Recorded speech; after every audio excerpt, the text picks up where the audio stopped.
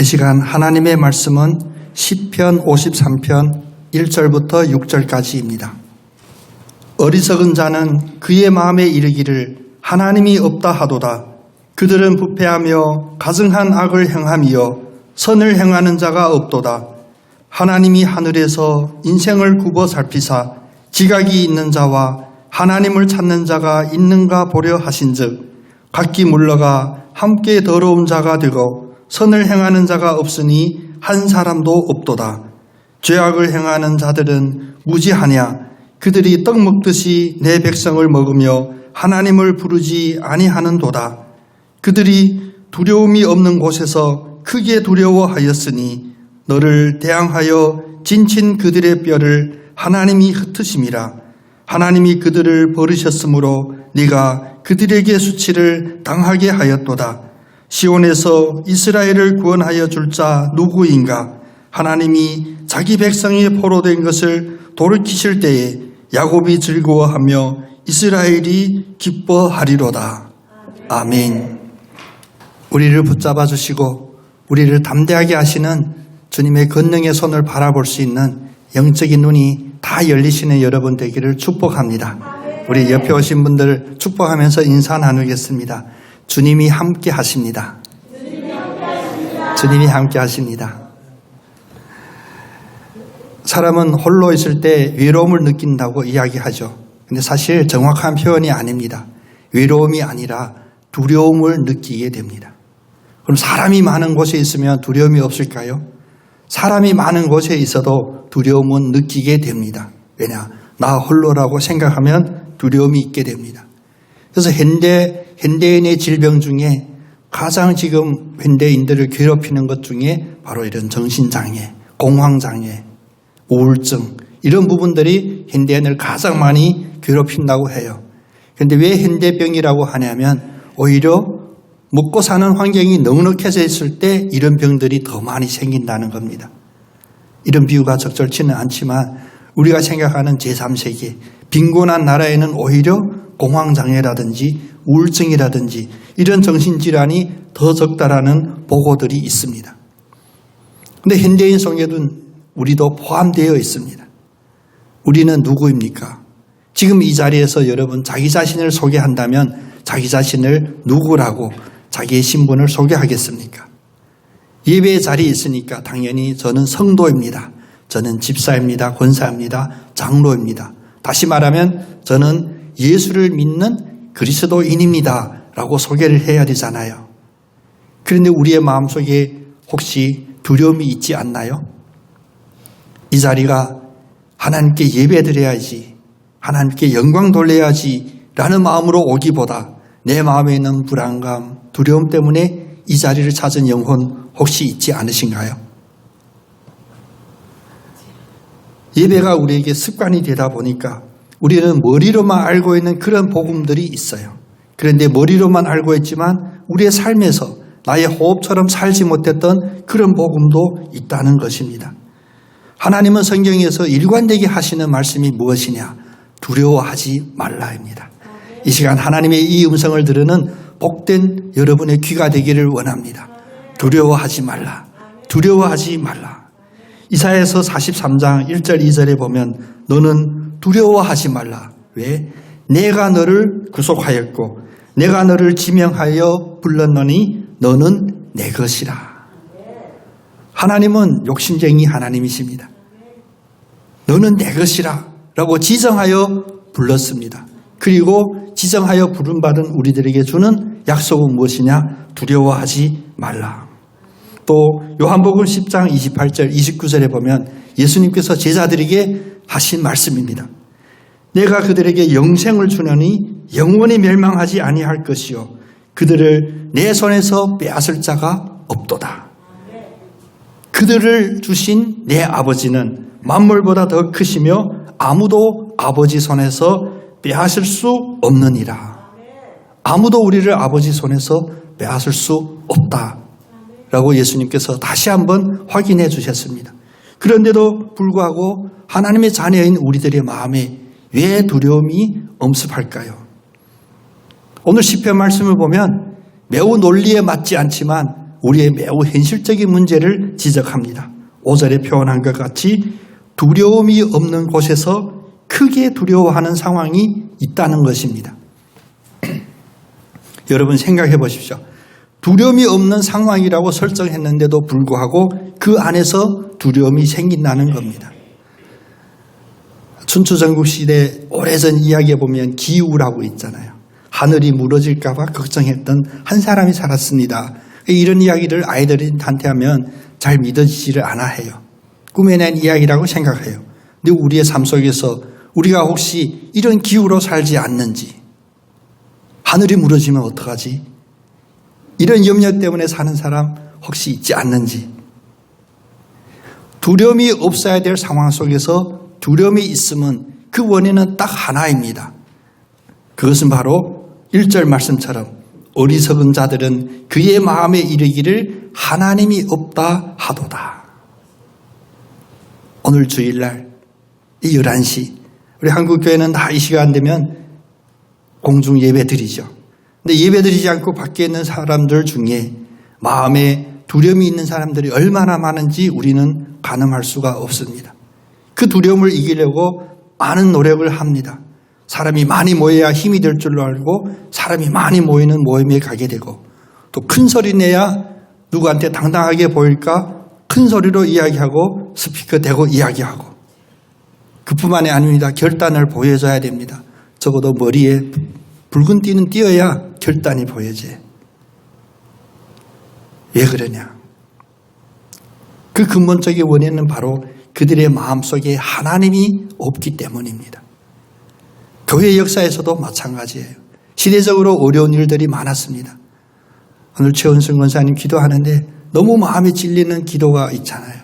물 한 방울이라도 가수 한숨이라도 아껴야 되는 이런 상황, 오늘만 있었던 상황이 아닙니다. 역사적으로 늘 있었습니다. 이보다 더 심각한 위기도 있었고 그런데 그 위기 속에서 두 종류로 나뉘는데 대부분 사람은 두려움에 사로잡힙니다. 그러나 소수의 사람들, 예수 그리스도를 내 마음에 모시고 지금도 나와 함께 하심을 믿는 이들은 그 위기 속에서도 두려워하지 않았습니다. 하나님이 지금 우리들을 살펴보면 너희들의 믿음이 어느 정도이냐를 바라본다라고 이야기하잖아요. 우리가 신앙적인 고백으로는 우리가 하는 모든 것은 다 하나님께 영광을 돌리는 그런 일을 한다라고 고백하는데 우리의 입장에서는 하나님께 영광을 돌리지만 하나님 입장에서는 지금 우리 무엇을 바라보고 계실까? 2절 말씀에 보면 하나님이 하늘에서 인생들을 굽어 살피사 지각이 있는 자와 하나님을 찾는 자가 있는가 보려 하신즉 하나님은 지금 이 순간에도 하늘에서 하나님을 찾는 자가 있는지 하나님을 찾고자 하는 이런 지각이 깨어있는 자가 있는지 그것을 보려 한다는 것입니다. 매우 오묘한 말씀입니다. 매우 깊은 말씀입니다. 우리가 부닥치는 문제들 우리는 모든 것을 원인을 따지고자 하죠. 그래서 원인을 분석하고 정죄하고 누구 때문이야 이야기하지만 여러분 크게 보시는 그런 눈이 열리기를 원합니다. 하나님이 우리에게 허락하는 복된 형통된 상황도 어렵고 고난이고 위기인 그 상황 속에서도 우리의 무엇을 보려고 하나님이 이처럼 섭리하시나 바로 우리의 마음속에 하나님을 찾고자 하는 그 마음이 있는지 하나님이 살아계십니다. 나와 함께 있습니다라는 그 믿음의 고백이 있는지를 하나님은 보시려고 하는 거예요. 우리가 찬양 부르듯이 위기를 뛰어넘어 위기 뒤에 있는 그 주님을 바라는 그 눈이 우리에게 열려야 합니다. 오늘 시편은 다윗의 신앙 고백이라고 우리가 이야기하죠. 다윗은 큰 두려움 속에서도 두려움이 확실히 있어야 될 확실한 근거가 있는 두려움 속에서도 두려워하지 않았던 믿음의 본입니다. 오늘 5절은 이어서 말하죠. 그들이 두려움 없는 곳에서 크게 두려워하였을 때 너를 대항하여 진친 그들의 뼈를 하나님이 흩으심이라. 우리를 두렵게 하는 모든 위기 어려움을 하나님께서 다 흩으시고 해결하시고 없애주신다는 것입니다. 그래서 하나님이 그들을 버리셨고 내가 그들에게 수치를 당하게 하였도다. 근심, 두려워하지 않아야 될 상황에 근심하는 자는 수치를 당한다 이야기합니다. 다윗이 두려움이 없는 그 고백을 할 수 있으면 어렸을 때, 소년이었을 때부터 그에게 심겨졌습니다. 다윗이 들에서 양을 치는 목동이었을 때 그가 사는 환경은 오늘 우리 가스비 아끼고 물 한 방울 아끼기보다 더 심각한 상황이 어떤 상황?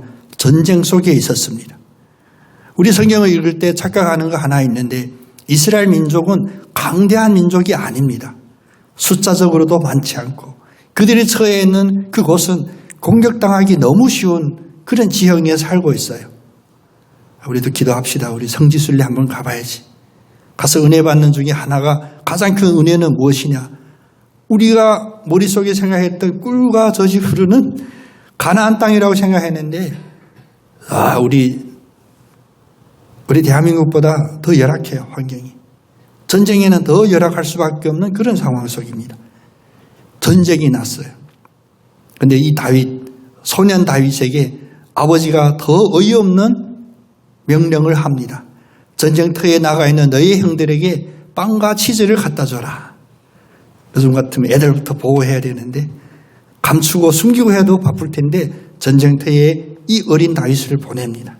당나귀에 빵과 치즈를 갖고 갔더니 두려워할 수밖에 없는 그런 상황이 다윗의 눈앞에 펼쳐집니다. 왜냐? 양쪽에 진을 쳤는데 골짜기를 사이에 두고 숫자적으로도 블레셋과 상대가 안 되고 더 무서운 것은 무엇이냐? 우리가 시청각이라고 하죠. 마음에 생각하는 두려움이 아니라 눈에 보이는 두려움, 바로 거인 골리앗이 딱 서 있습니다. 그냥 봐도 거인이에요. 뿐만 아닙니다. 이 골리앗은 40일 동안 아침 저녁으로 나와서 조롱합니다. 이스라엘 진 앞에 나와서 바로 공격하는 것도 아니고요. 그걸 우리가 전술 전략에서 심리전이라고 하죠. 거인이 나타나서 조롱합니다. 너희 중에 한 사람이 나와서 나와 한판 붙자. 전문 용어로 맞짱 뜨자. 만약 너희들이 나를 이기고 나를 죽이면 우리 블레셋 모두가 너희들의 종이 될 것이고 만일 내가 이기면 너희들은 나의 종이 되어 우리를 섬길 것이라. 매우 합리적이죠. 많은 사람 죽기보다 한 명이 1대1로 하자. 왜? 자기가 거인이니까. 1대1로는 누구나 다 이길 수 있는 이런 상황이니까. 사울도 만만한 이는 아닙니다. 사울도 대단한 이였지만 사울이 이끌고 있는 이 이스라엘 군대는 골리앗 앞에서 떨 수밖에 없습니다. 백성들마다 혼란스럽습니다. 우리의 믿음 상황 속에서도 이 골리앗이 수시로 나타남을 여러분 느끼시나요? 좀 잘들만 하면 작은 문제 하나가 크게 부각이 돼요. 우리가 생각했을 때 그게 큰 문제도 아닌데 별거 아닌데 근데 그것이 우리의 뿌리까지 흔들고 사람의 관계까지 흔들고 심지어 교회 공동체마저도 흔들리는 일들이 있게 됩니다. 그런데 그 골리앗은 무엇이라고 외치냐? 우리가 생각하듯이 골리앗은 무조건 힘으로 들이닥치고 밀어붙이는 게 아니에요. 우리의 논리에 맞게 우리의 생각에 그럴듯하게 우리의 마음을 파고듭니다. 너희 중에 담대하고 준비된 자 있으면 나와라. 나와 1대1로 싸우자. 내가 이기면 너희들은 나의 종이 되지만 내가 지면 내가 너희들을 섬기는 종이 될 거야. 매우 합리적인 것으로 보이지만 이 말 자체가 우리의 마음속에 파고들 때는 그것이 두려움으로 오게 됩니다. 네, 우리는 눈에 보이는 게 먼저 보이거든요. 손에 만져지는 게 먼저 만져지거든요. 우리는 속에 있는 안에 있는 믿음으로 살아야 되는데 머릿속에 있는 결단으로 우리의 정신으로 살아야 되는데 아닙니다. 우리는 현실에 따라 삽니다. 눈에 보이는 손에 만져지는 그것이 먼저 우리를 지배하는 상황에 살고 됩니다. 앞에서 이야기했듯이 우리에게 두려워하지 말라 내가 너희와 함께하고 내가 너를 불렀나니 너희는 내 것이라고 말씀하시는 그 주님은 언영 우리에게 가르침을 주셨지만 이런 상황에 부딪히면 잊어버립니다. 생각나지를 않습니다. 그 어떤 원수도 우리를 지명하여 부르시고 내가 너희의 주인이다 왕이다 말씀하신 하나님과 비교할 수 없는데 상황에 부딪히면 어떻습니까? 어리석은 자들은 그 마음에 하나님은 없도다 하도다. 기도해요. 왜? 현실 때문에 기도하거든요. 근데 기도 중에 왜 평안함이 없고 담대함이 없고 오히려 두려움이 더 증폭이 되냐. 기도하면서 마음에 하나님은 없다, 하나님은 없도다. 이 사탄의 생각이 파고들기 때문입니다. 사실 현실적으로는 벌벌 떨고 두려워해야 될 것은 바로 골리앗이 이끄는 그 블레셋 군대여야 돼요. 왜? 그 속에는 하나님이 없거든요. 하나님이 없는 자가 벌벌 떨고 두려워해야 하는데 오히려 하나님을 소유하고 하나님의 지명을 받았던 이스라엘 민족이, 이 군대들이 오히려 두려워하지 않아야 될 상황에서 두려워하는 상황이 있게 됩니다. 입으로는 늘 여호와는 우리 편이야, 하나님 우리와 함께 하신다, 불기둥 구름기둥으로 인도했던 하나님, 입으로 외쳤던 이 이스라엘 백성들은 현실 앞에서 이 믿음의 체험마저도 있게 된 거예요. 소년 다윗이 당나귀에 빵과 치즈를 싣고 이 전쟁터에 임했을 때 바로 이 상황을 보게 된 겁니다. 아무도 이 다윗의 수련이 그들에게 어떤 의미 있는지를 알지 못했어요. 다윗은 골리앗의 그 위기 등등 또 위세등등한 것을 보고 다윗이 뭐라고 말합니까? 사무엘상 17장 26절에 보면 어린 다윗은 이 전쟁 상황 속에서 이렇게 이야기해요. 이 할례받지 않는 블레셋 사람이 누구이기에 살아계시는 하나님의 군대를 모욕하겠느냐. 저 골리앗이 누군데 하나님의 군대를 모욕하고 있냐. 여러분 생각해 보십시오. 이게 소년, 어린 다윗이 해야 될 말입니까? 다시 말하면 이 말의 뜻은 무엇이냐. 아니 당신들 어른들, 군인들, 사울, 우리 형제, 우리 형들 왜 이렇게 벌벌 떠고 있습니까? 하나님을 욕되게 하는 적이 안 보입니까? 라는 그런 질문입니다. 다시 한번 질문하는데 이게 다윗이 할 수 있는 질문입니까? 어린아이가 할 수 있는 말입니까? 아닙니다. 하나님은 말 못하는 짐승 당나귀도 사용하셔서 하나님의 뜻을 말합니다. 다윗이 지금 이 전쟁터에 임함은 어린 다윗의 등장이 아닙니다. 하나님이 너희와 함께 하심을 하나님께서 직접 다윗을 통하여 상기시켜 주는 겁니다. 그럼에도 불구하고 두려움 속에서도 마땅히 정신 차리고 핵심을 붙잡아야 될 이 이스라엘 군인들은 무엇을 붙잡습니까? 좀 어이없기도 해요.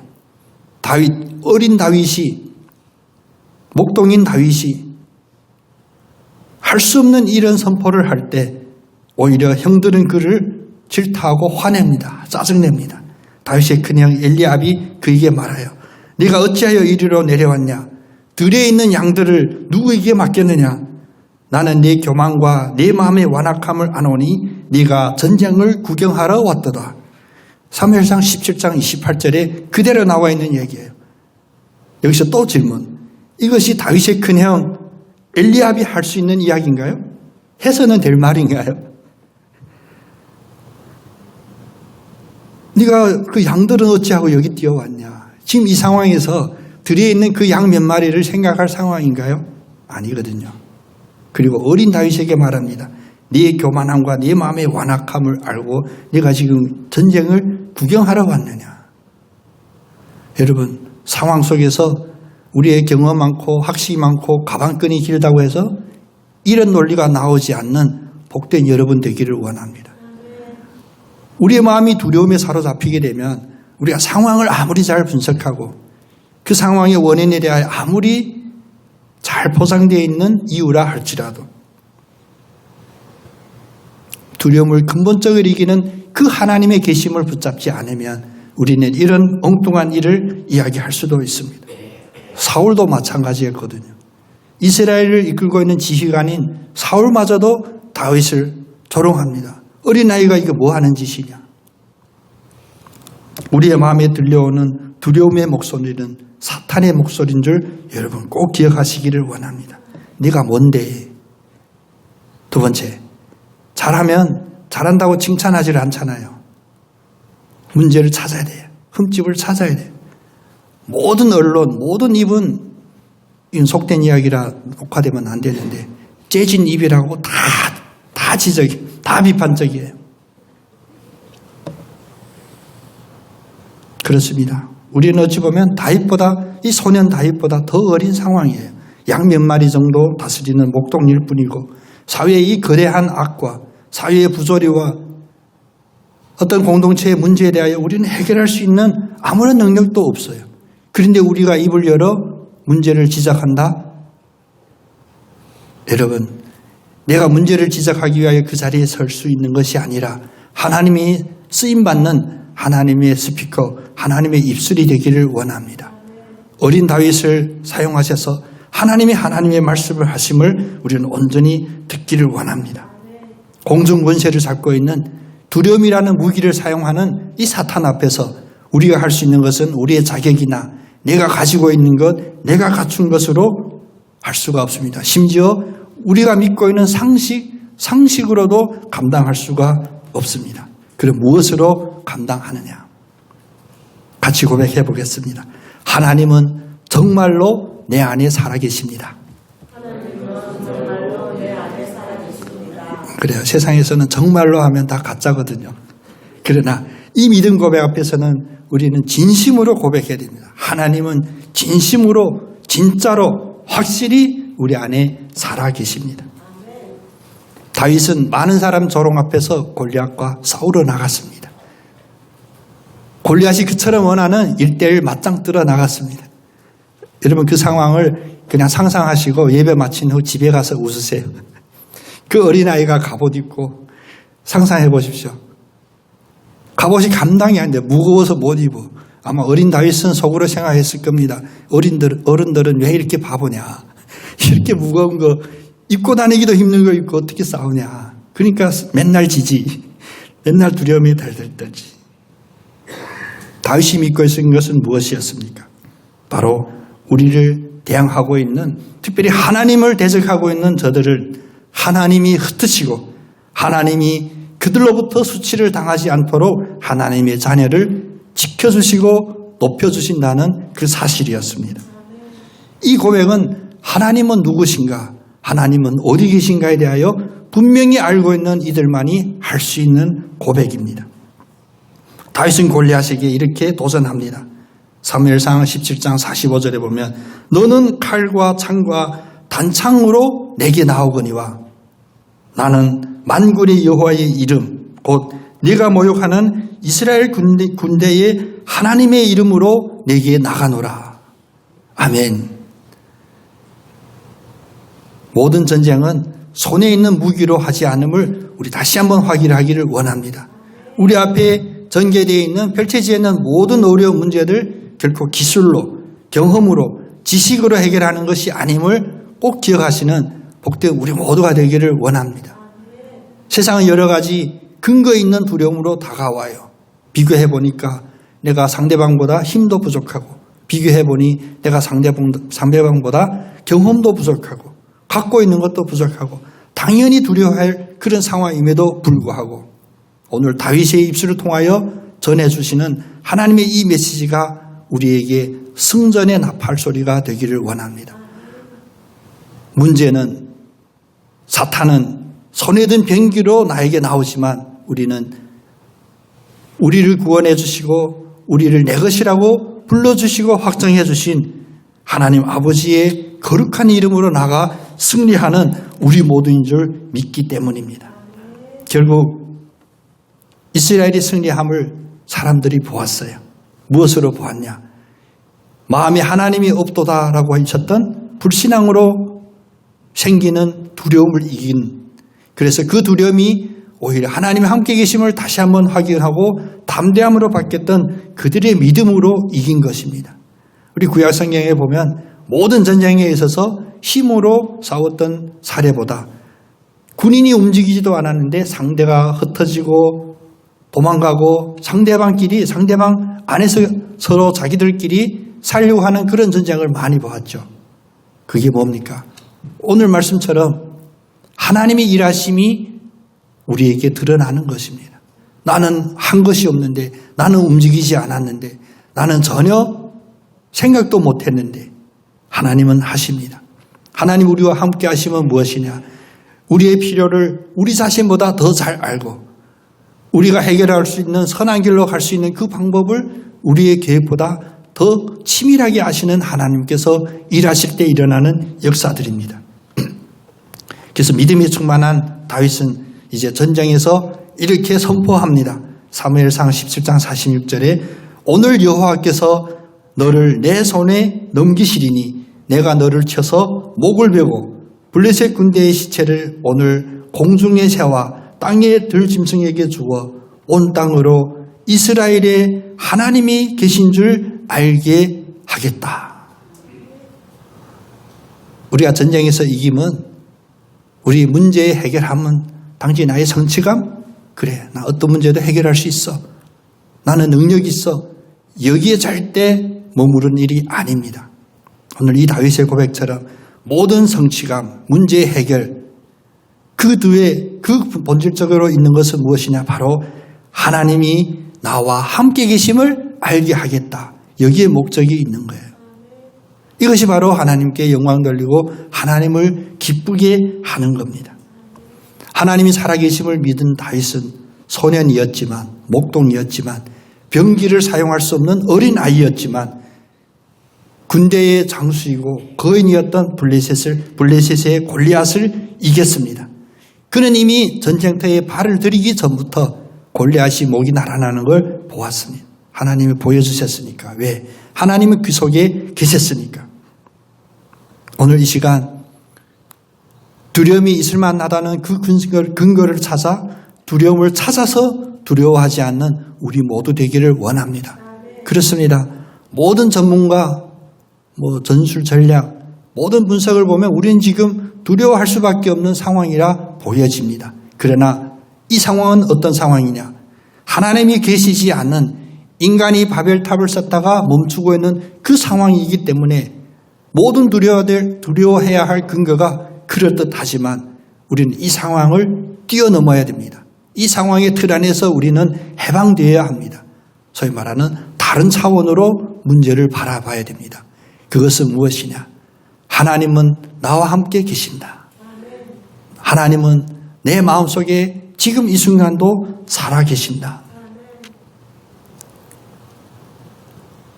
두려움이 없는 곳에서 두려움을 만드는 가장 어리석은 일을 하지 않고 어떠한 상황 속에서든지 주님이 영광 받으실 만한 그 일을 이루어드리는 복된 여러분 다 되시기를 원합니다.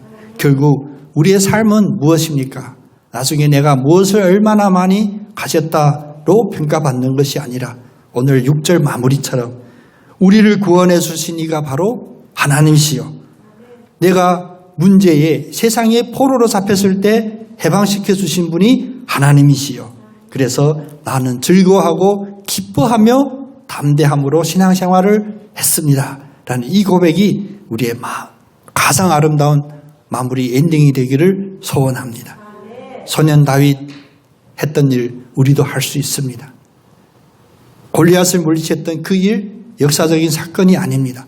오늘 우리도 할 수 있습니다. 그 근거는 어디냐? 문제 앞에서 하나님은 어디 계시냐? 하나님은 왜 침묵하시냐? 하나님은 혹시 없지 않나?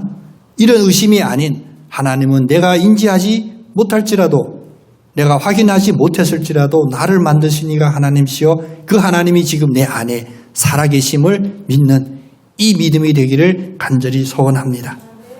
이제 추운 겨울이 지나면 봄이 오죠.